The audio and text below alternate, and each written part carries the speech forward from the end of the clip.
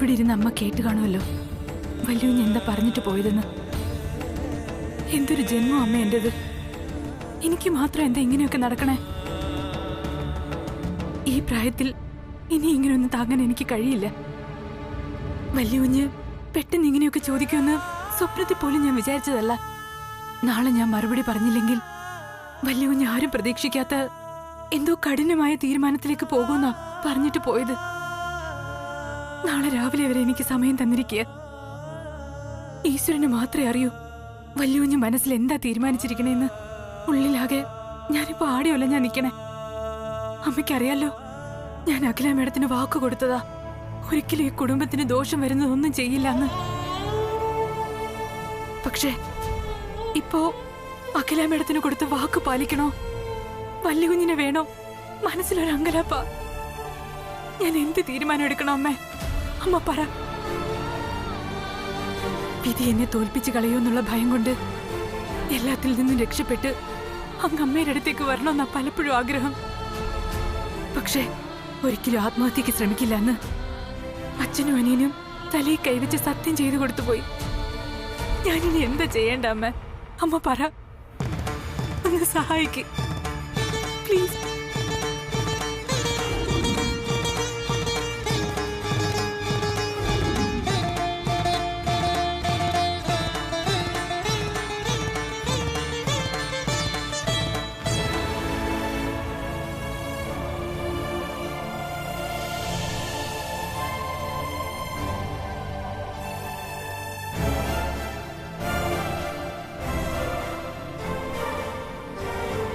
സത്യമാണോ നീ പറയുന്നേ?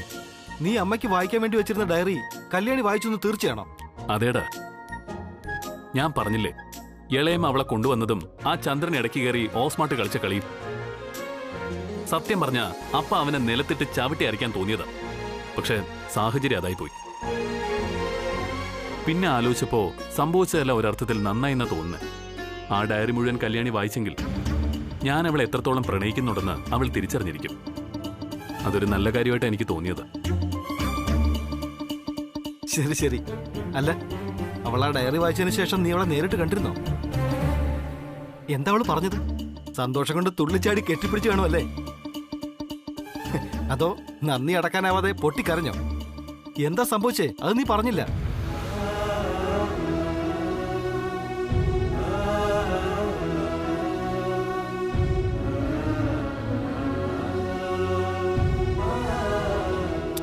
എന്തു പറ്റി മച്ചു? നീയാകെ ഡള്ളാണല്ലോ. കല്യാണി താല്പര്യം ഇല്ലാന്ന് പറഞ്ഞു, അതോ ദേഷ്യം കാണിച്ചോ? ഏയ്, അങ്ങനെയൊന്നും നടന്നില്ല. ഒരൊറ്റ നിൽപ്പായിരുന്നു മുന്നില്. ആ മനസ്സിൽ എന്തായിരുന്നു എന്ന് എനിക്ക് വായിച്ചെടുക്കാൻ പോലും പറ്റിയില്ല. ഞാൻ ചോദിച്ചതിനെല്ലാം തേങ്ങലായിരുന്നു മറുപടി. ഓ, അത്രേ ഉള്ളോ? അത് സാരമില്ല മച്ചു. എപ്പോഴും ഈ പെൺകുട്ടികളുടെ മൗനത്തിന് ഒരു 100 അർത്ഥങ്ങൾ ഉണ്ടാവുന്ന അനുഭവസ്ഥർ പറയുന്നത്. ഉണ്ടാവാം. അതിന് പക്ഷേ നമ്മൾ ചിന്തിക്കുന്ന അർത്ഥം അവള് കണ്ടില്ലെങ്കിലോ?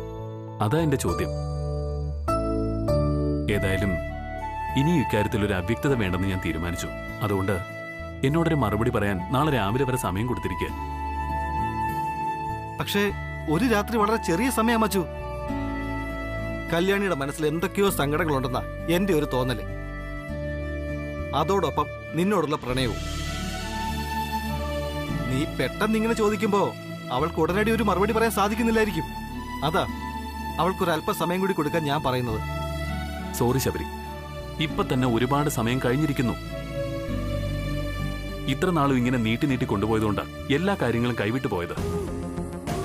ഇപ്പോഴാണെങ്കിൽ അവളെ കെട്ടാനുള്ള ചെറുക്കം വരെ മുംബൈയിൽ നിന്ന് വീട്ടിലെത്തിക്കഴിഞ്ഞു. ഇനിയും സമയമുണ്ടെന്ന് കരുതുന്നതും അവൾക്ക് സാവകാശം കൊടുക്കുന്നതും മണ്ടത്തരമാണ്. ഇനിയെങ്കിലും തീരുമാനങ്ങൾ ഉടൻ വേണം. എനിക്കൊരു പെൺകൂട്ട് വേണ്ടത് കൂടെ സന്തോഷത്തോടെ ജീവിക്കാനാ, അല്ലാതെ വയസ്സായ കാലത്തെ തീർത്ഥാടനത്തിന് പോകാനല്ല. ശരി ശരി, നിനക്ക് അങ്ങനെയാണ് വിശ്വാസമെങ്കിൽ അങ്ങനെ തന്നെ ഇരിക്കട്ടെ.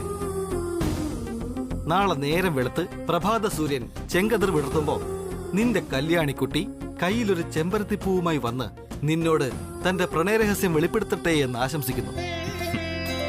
Please convey my regards to Mrs Kalyani Anand Krishnan. അപ്പൊ ഗുഡ് നൈറ്റ്. നാളെ വരാം കുറച്ച് സ്വീറ്റ്സുമായിട്ട്.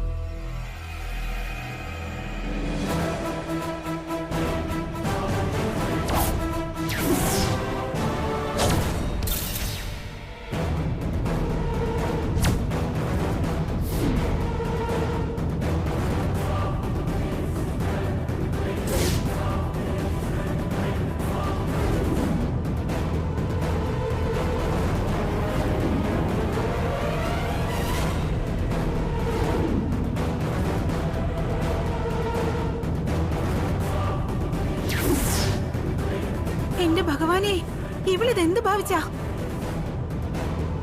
വാടി.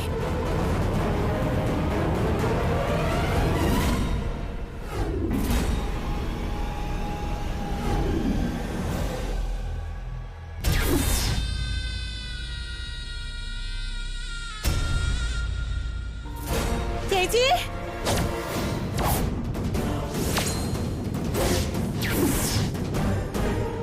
അഖിലേച്ചി, ഒന്ന് ഓടി വാ. ചേച്ചി,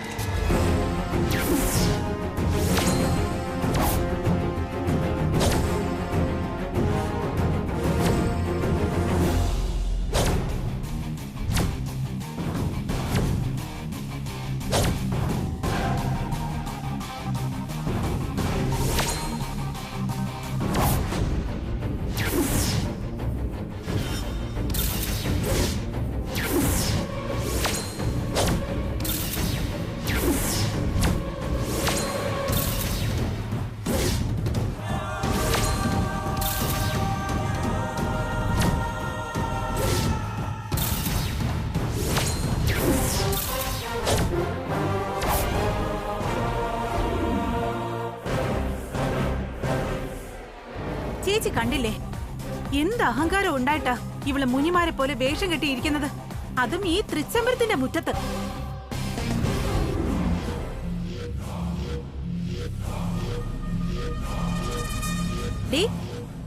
ചേച്ചി വന്നത് കണ്ടില്ലേ നീ? മതി നിന്റെ ഫാൻസി ഡ്രസ്സൊക്കെ. എടി കല്യാണി, എഴുന്നേക്കാൻ.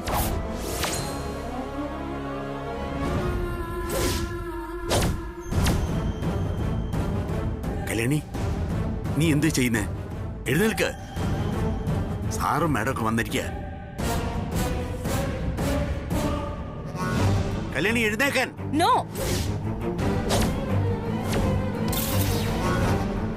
പാടില്ല. കല്യാണിക്ക് ആരും ഒരു ശല്യം ഉണ്ടാക്കാൻ പാടില്ല. അവളിപ്പോ തപസ്സിന് സമാനമായ കൊടും വ്രതത്തില.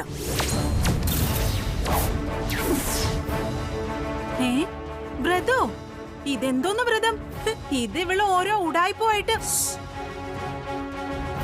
ശബ്ദം കൊണ്ടുപോലും ശല്യം ഉണ്ടാക്കരുത്. എല്ലാവരും മാറി നിൽക്ക്.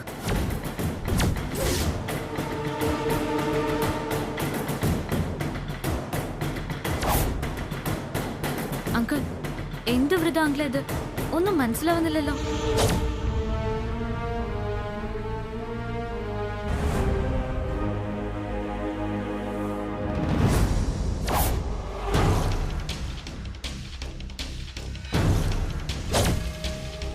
ബ്രോ, എനിക്കൊന്നും മനസ്സിലാവുന്നില്ല. അമ്മ എന്താ പറഞ്ഞിട്ട് പോയത്? ആകെ ഒരു നാടകം പോലെ ഉണ്ടല്ലോ. തൃച്ചംബരത്തെ ആചാരങ്ങൾ പണ്ടേ നാടകം പോലെയാണല്ലോ. നീ വാ, അമ്മയോട് തന്നെ ചോദിച്ചു നോക്കാം.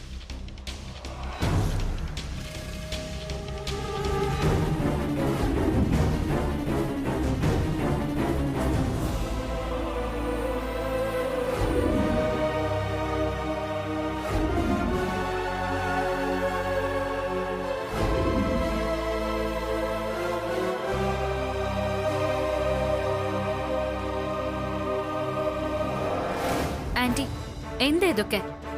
കല്യാണി ഒരു ഭാഗത്ത് വെറുതെ ഇരിക്കുന്നു, ആന്റി ഇവിടെ മാറി വിഷമിച്ചു നിൽക്കുന്നു. എന്താ ആന്റി ഇതൊക്കെ? അമ്മ എന്തിനാ ടെൻഷൻ ആവുന്നേ? എന്തീ കാണുന്നല്ല? പറയാം. ഇപ്പൊ കല്യാണി അനുഷ്ഠിക്കുന്ന ഈ വ്രതമില്ലേ, അതിന് സത്യപ്രമാണ വ്രതം എന്നാണ് പേര്. 3 ദിവസം ഉമിനീര് പോലും ഇറക്കാതെ അനുഷ്ഠിക്കേണ്ട കഠിന വ്രതം.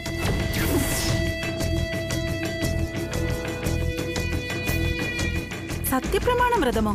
അതെ.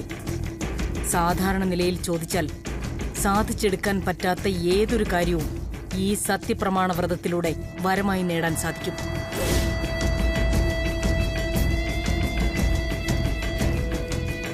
ഈ തൃച്ചംബരം തറവാട്ടിൽ പരമ്പരാഗതമായി നടന്നുവന്ന ഒരാചാരമാണിത്. ഈ വ്രതം പ്രായഭേദമില്ലാതെ തൃച്ചംബരത്തിന്റെ മുറ്റത്ത് ആർക്ക് വേണമെങ്കിലും അനുഷ്ഠിക്കാം. ഇന്നിപ്പോ കല്യാണി വ്രതം അനുഷ്ഠിക്കുന്നത് പോലെ മുന്നിൽ കെടാവിളക്കം വെച്ച് വേണം വ്രതം അനുഷ്ഠിക്കാൻ. 3 ദിവസം ഒരു കാരണവശാലും കണ്ണു തുറക്കാനോ ഇരുന്ന സ്ഥലത്ത് നിന്ന് എഴുന്നേൽക്കാനോ പാടില്ല. ഉമിനീര് പോലും ഇറക്കരുത്.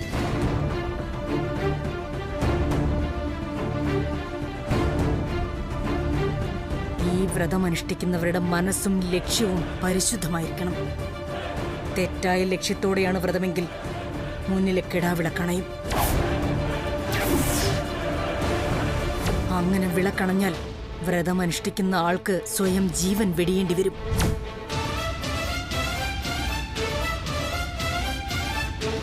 പിന്നീട് ഒരു നിമിഷം പോലും ജീവിച്ചിരിക്കാൻ അയാൾക്ക് അധികാരമില്ല. അതാണ് ശാസ്ത്രവും ചട്ടവും. ഒരു തടസ്സവും വരുത്താതെ 3 ദിവസം ജലപാനം പോലുമില്ലാതെ ഈ കഠിനവ്രതം പൂർത്തിയാക്കിയാൽ വരം നൽകേണ്ട ആൾ തൃച്ചംബരത്തെ ഗൃഹനാഥയോ ഗൃഹനാഥനോ വ്രതമനുഷ്ഠിക്കുന്ന ആൾക്ക് കുടിക്കാൻ പാല് നൽകി വ്രതം പൂർത്തിയാക്കിക്കും.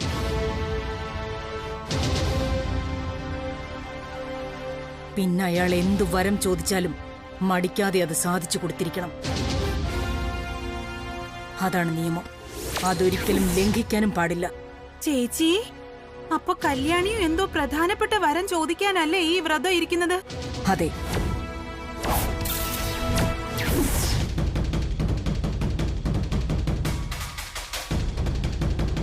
മുമ്പ് തൃച്ചംബരം കുടുംബത്തിൽ ഇതുപോലൊരു സത്യപ്രമാണ വ്രതം നടന്നിട്ട് ഇപ്പൊ 35 വർഷങ്ങൾ കഴിഞ്ഞു. അന്ന് തൃച്ചംബരത്തെ മുറ്റത്ത് ഇതുപോലൊരു സത്യപ്രമാണ വ്രതമിരുന്നത് നാഗമഠത്തിലത്തെ ആദിത്യവർമ്മയായിരുന്നു. അതായത് പ്രിയങ്കാവർമ്മയുടെ മുത്തശ്ശൻ. നാഗമഠത്തില്ലവും തൃച്ചംബരവും തമ്മിൽ കാലങ്ങളായി ബദ്ധശത്രുക്കളായിരുന്നു. പക്ഷേ പ്രിയങ്കാവർമ്മയുടെ മുത്തശ്ശൻ നമ്മുടെ തറവാടിന് മുന്നിലെത്തി സത്യപ്രമാണ വ്രതമിരുന്ന് ഭംഗിയായി വ്രതം അവസാനിപ്പിച്ചു. വ്രതം പൂർത്തിയാക്കിയ ശേഷം എന്റെ അച്ഛനോട് ഇനി പകയൊന്നും വേണ്ട, 2 കുടുംബക്കാർ തമ്മിലുള്ള ചങ്ങാത്തമാണ് വരമായി വേണ്ടതെന്ന് ആവശ്യപ്പെട്ടു. എന്റെ അച്ഛൻ അന്ന് മറ്റൊരു മാർഗവുമില്ലാതെ ആ വരം കൊടുത്തു. പിന്നെ 2 കുടുംബക്കാരും കുറച്ചു കാലം എല്ലാ ശത്രുതകളും മറന്ന് സന്തോഷത്തോടെ കഴിഞ്ഞു വന്നത്. പക്ഷേ പിന്നീടൊരു ദിവസമാണ് അച്ഛൻ അറിഞ്ഞത് ആദിത്യവർമ്മ സത്യപ്രമാണ വ്രതം അനുഷ്ഠിക്കുമ്പോൾ പല പ്രാവശ്യം വിളക്കണഞ്ഞു എന്നും അയാൾ തെറ്റായ ലക്ഷ്യത്തോടെയാണ് വ്രതം അനുഷ്ഠിച്ചത് എന്നും.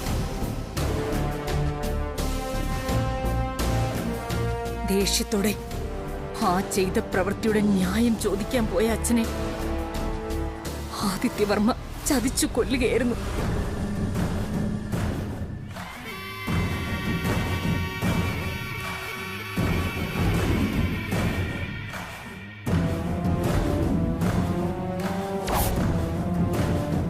അപ്പൊ നമ്മുടെ മുത്തശ്ശന്റെ മരണത്തിന് കാരണം വ്രതമാണെന്ന് മനസ്സിലായി. പക്ഷെ അത്രയും കഠിനമായിട്ടുള്ള വ്രതം കല്യാണി എന്തിനാ ചെയ്യുന്നേ? ഞങ്ങൾക്ക് അതാ മനസ്സിലാവത്തെ. അതിലിപ്പോ ഇനി എന്ത് മനസ്സിലാക്കാനാ? ആ അടുക്കളക്കാരിയെ എന്തോ ഗൂഢ ലക്ഷ്യത്തോടെയാ ഈ വ്രതം എടുക്കുന്നത്. വരുമെന്ന് പറഞ്ഞ് എന്തോ വലിയ നേട്ടങ്ങൾ നേടാൻ. ഞാൻ ഇപ്പൊ തന്നെ പോയി ആ വിളക്കും അണച്ച് വ്രതം അങ്ങ് മുടക്കാൻ പോവാ. ആ ഒരുമ്പെട്ടവളുടെ നാടകമൊന്നും ഈ മുറ്റത്ത് വേണ്ട.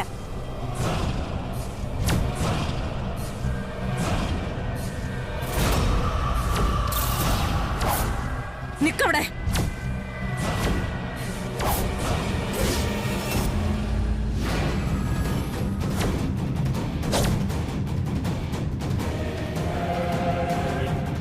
ആജന്മ ശത്രുക്കളായ നാഗമഠത്തില്ലത്തിലെ ആദിത്യവർമ്മ അനുഷ്ഠിച്ച വ്രതം പോലും അംഗീകരിച്ച് വരം കൊടുത്ത പാരമ്പര്യമാണ് തൃച്ചംബരത്തിന്.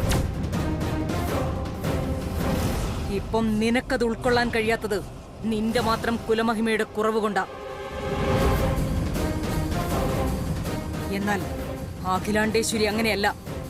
ആര് എന്ത് നാടകമെന്ന് പറഞ്ഞ് പരിഹസിച്ചാലും എനിക്ക് എന്റേതായ ഒരു നീതിശാസ്ത്രവും സത്യവുമുണ്ട്.